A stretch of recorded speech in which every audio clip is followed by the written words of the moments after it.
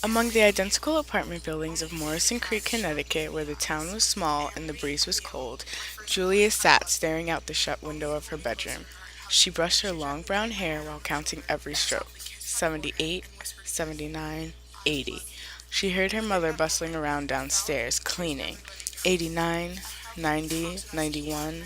Julia put her brush down and got up from her chair to look in the mirror. Big brown eyes stared back at her like they were looking for her, but they couldn't find her. She wasn't there.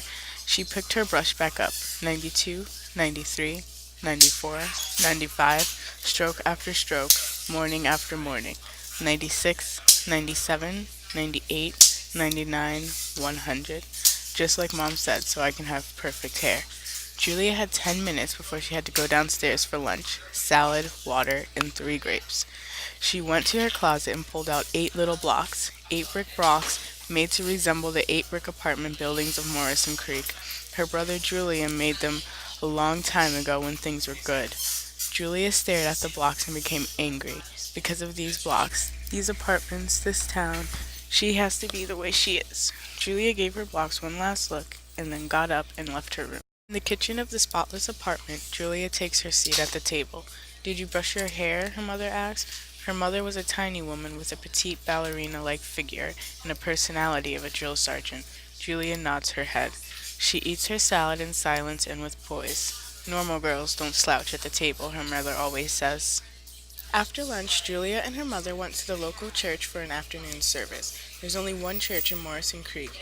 Everyone who is anybody goes there, and they're all the same. Mothers in long dresses, daughters with long hair tied in a braid, and Julia was just like them. Her mother muttered something in her ear about standing up straight and that people were watching. Nothing Julia has never heard before. Everyone entered into the large wooden doors of the church and filled the aisles in front of the priest. As the rest filled in through the doors, a breeze crept its way into the church, blowing through the aisles. It swept a notion through Julia, and soon her mind began to wander. She began to think of things she liked to do. Nothing came to Julia's mind. She thought of clothes she liked to wear. Again, Julia couldn't think of a single thing. Her mind became frantic, constantly searching for Julia. Julia and her mother returned home at 5 o'clock, and Julia went straight to her room in a daze. She went to the window and opened it for the first time in years, hoping to get some fresh air. A breeze blew in, making Julia's hair end up in a jumbled mess around her face. She didn't brush it. Instead, she sat down in front of her little blocks and began to remember.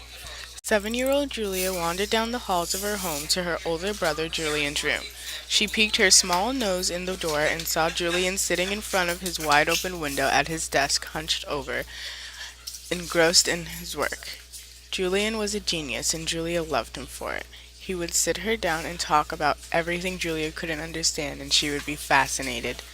Not many were fascinated by Julian's smartness as Julia was. They thought he was a freak and an outcast. Julia looked to see what Julian was making, and he was using building blocks to make little brown boxes. She asked what he was making, and he said he was trying to make a model of Morrison Creek. He was starting with the apartment buildings they live in.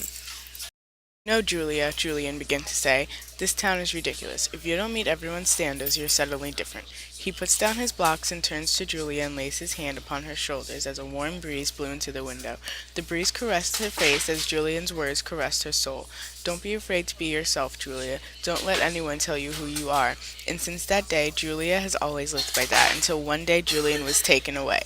He was taken by the town and was put in what is what to be said a boarding school, but Julia knew better, and Julia was never the same. Julia abruptly stood up and kicked the blocks over. Wear your hair like this. Wear your clothes like that.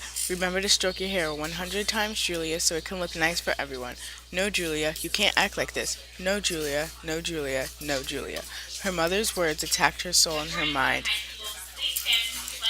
Once Julia has had enough, she went to her pristine closet and dragged all of her clothes off the hangers and flung them on the ground.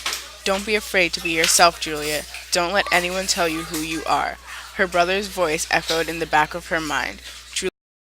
Julia stops and turns towards her mirror. This time she sees a young girl with wild eyes. Her breathing was erratic, but she managed to crack a smile. And just like that, Julia's soul drifted in with the breeze and she felt herself.